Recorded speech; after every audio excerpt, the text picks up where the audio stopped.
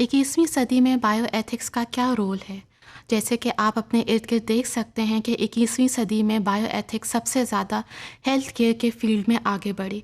It is not about the hospitals only, it is about the health organisation, about the health institutions, about the health communities, about the communication, administration, technologies.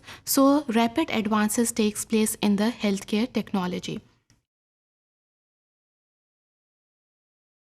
Now, couples can even decide that whether they can have a handicapped child or not, whether they want abortion or not. So this become ethical for some communities but not for other communities.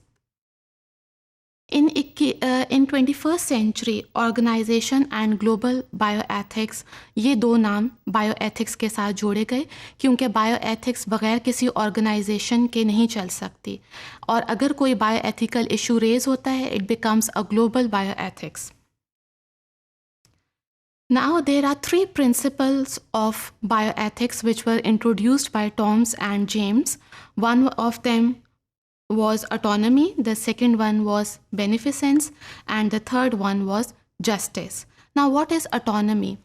This is what we cannot go against people wishes.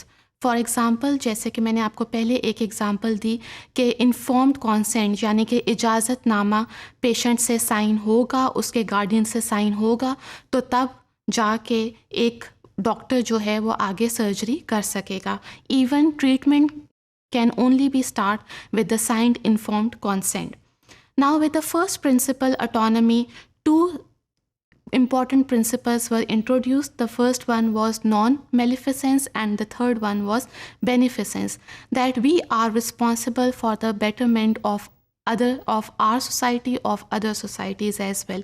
For example, it is the responsibility of the physician to give good drugs to the patients which are good for their health but not harmful, because some drugs have greater side effects as compared to the other drugs.